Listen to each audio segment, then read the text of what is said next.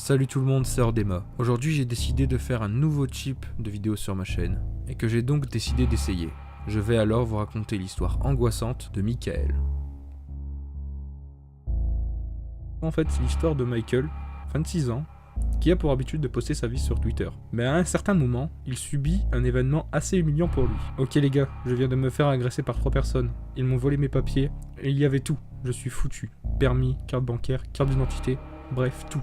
Donc voilà, il poste ça ultérieurement, donc quelques jours avant. Et donc ensuite, il subit une chose très étrange qu'il poste donc sur Twitter.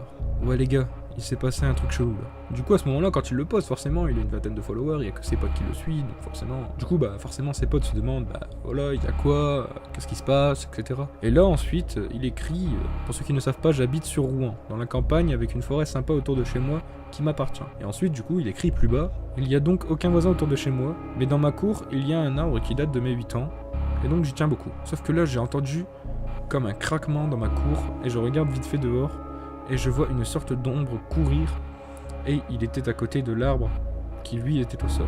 À partir de ce moment-là, tous ses abonnés, enfin tous ses followers, commencent à crier au fake, ils disent arrête des conneries, c'est complètement du fake, etc.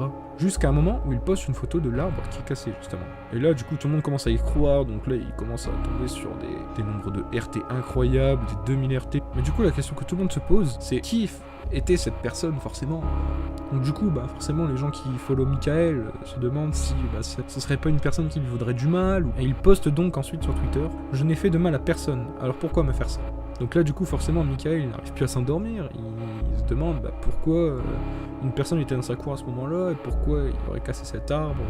Et donc du coup Michael forcément il nous laisse pendant une semaine sans nouvelles. Donc nous forcément on n'y croit pas trop du coup à cette histoire, tout ça. Jusqu'au moment où il repère des formes très bizarres sur un mur de sa maison. Ok les gars, je viens de voir une croix dessinée sur mon mur suivie d'un rectangle avec un rond sur le dessus. Je ne sais pas ce que c'est là, à l'aide. Et là il y a un follower justement qui commente en dessous, mec tu devrais jeter un coup d'œil à ceci. Et donc là forcément il remarque que le rectangle avec le rond sur le dessus correspond à la signification que cette maison a déjà été visitée. Et que la croix forcément est aussi un projet de cambriolage si on s'en suit à la fiche qui nous a été donnée. Enfin justement peut-être que la personne qui était dans la cour était là pour repérer justement. Mais alors pourquoi la maison aurait déjà été visitée alors qu'il est presque tout le temps là, sauf de temps en temps quand il va travailler. Donc du coup Michael, paniqué, il décide d'acheter une caméra connectée. C'est une caméra en fait qui au moindre mouvement ou au moindre son vous envoie une notification sur votre téléphone avec l'enregistrement pris juste avant. Mais là le moment du coup de rentrer chez lui, donc forcément il a acheté sa caméra, il est content, il va rentrer chez lui. Sauf que malheureusement il tombe en panne. Et il poste donc sur Twitter, putain les gens, je viens tomber en panne d'essence. J'en ai pour 2 heures maintenant, VDM. Donc voilà, du coup, le temps d'appeler un dépanneur, de remplir sa voiture d'essence, de payer le dépanneur, etc. Il en a eu pour environ 1h30. Et en arrivant chez lui, il place donc sa caméra dans un angle de sa cour, donc là où l'arbre était cassé, justement. Sauf que durant la nuit, il reçoit des notifications toutes les 5 minutes, parce que ça, il n'y avait pas pensé.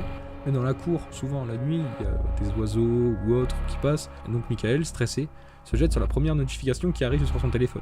Et il nous écrit donc sur Twitter, bon les gars, j'ai installé une petite caméra connectée qui surplombe ma cour, bien sympa. Mais elle me fait des alertes à chaque mouvement de ma cour. C'est horrible, je ne dors plus. Mais là, quelle erreur! Et donc du coup, là, forcément le moment où il part travailler. Donc il laisse la caméra allumée forcément. Et là il reçoit une alerte sur son téléphone. Donc du coup il ouvre l'application, il vérifie, boum, écran noir. Une caméra connectée forcément... à distance, il peut y avoir des latences ou autre. Sauf que du coup, Michael panique forcément. Et donc du coup, voilà le moment de rentrer chez soi. Donc il sort du travail, il se prépare, il range ses affaires, il prend la voiture et il part chez lui. Donc voilà, il entre, il ouvre la porte. Et là, que voit-il? Plus rien. Sa maison est vide. Et donc je suppose que vous l'avez compris, il venait de se faire cambrioler. Il y a juste une fenêtre qui était cassée, juste assez pour l'ouvrir et entrer. La caméra est cassée. La personne qui l'a cambriolé savait très bien où était placée la caméra. Et donc du coup aussi, comment la personne aurait pu être au courant de l'emplacement exact de la caméra. Et donc du coup forcément, il se met à réfléchir dans sa tête, et il se rappelle ce qu'il avait posté auparavant sur Twitter.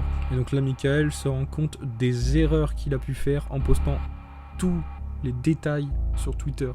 Mais franchement, sans même avoir fait exprès, en voulant comme ça raconter ce qu'il fait de sa journée, il a pu donner des indices aux cambrioleurs pour pouvoir entrer facilement.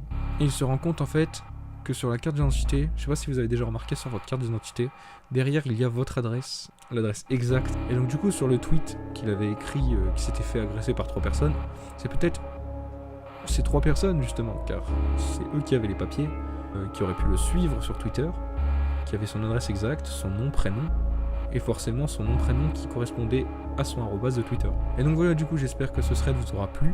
Donc forcément la morale de cette histoire c'est de ne pas poster tout et n'importe quoi sur les réseaux sociaux, par exemple vos dates de vacances. Et donc là vous allez vous dire, Ordema, pourquoi tu utilises le malheur de Michael, d'une personne comme nous, qui s'est fait cambrioler, pour en créer une morale et en faire une vidéo? En fait tout simplement parce que ce thread c'est une création de ma part.